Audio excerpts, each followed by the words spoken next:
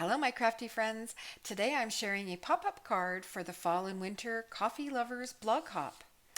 I used dies from Karen Burniston and images and dies from Your Next Stamp. Now my card is larger than A2. It's an A6 card, which folded is 4.5 by 6 inches, and it fits in an A6 envelope. And I used the new Pop and Swap by Karen Burniston for the card animation. So from the window on the front, you can see a little sleeping hamster, and when you open the card, that hamster disappears and a new hamster in a little mug does appear. How fun is that? So I used a very old pattern paper collection from my stash. I will have a supply list on my coordinating blog post, which is linked below. I noticed I didn't have very many coffee images from Your Next Stamp, so I rectified that in early spring and placed a couple of orders. So this lovely coffee and tea border, that is a Your Next Stamp die. And so I added that to my collection, and it's just so detailed and pretty. All of the little centers of the cups cut out, and there's a scalloped border. I used this heart and speech balloon from Thanks a Latte from Your Next Stamp.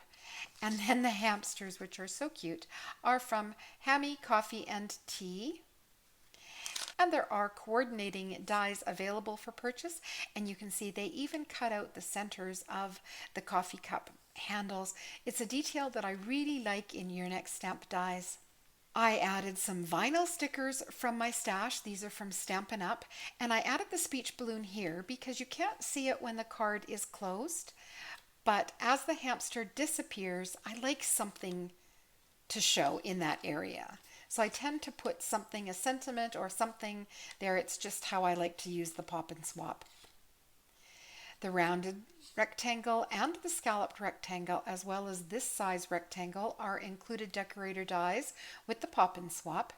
I didn't do a tutorial for the card because Karen Burniston has assembly videos right on the product page. So if you go to karenburniston.com, click on Pop and Swap, she has an assembly video right there. The rest is simply pattern paper choice, decorating, and your choice of embellishments. So that's what I'm going over with you today.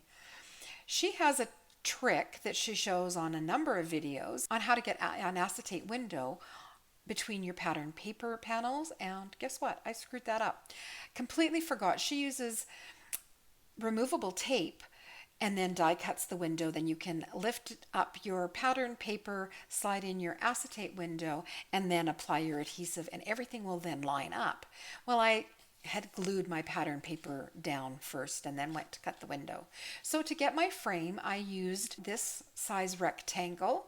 I die cut the window from my patterned paper and cardstock layer, just ran it through my machine. I then die cut it again from the red patterned paper and used a paper trimmer to trim an even border around. So that gave me my frame. I adhered the acetate to the back of the frame and then plunked the whole thing down to cover the opening. I like the look of a frame around an opening. And I could have done it on this side as well, but I chose to use the vinyl stickers. This is light enough patterned paper that we can sign our name. I didn't have to add a signing block. And I added my stamp from Riley & Company on the back. If you enjoyed my card today, please give my video a thumbs up and subscribe to see more of my interactive cards. And that's it for me today.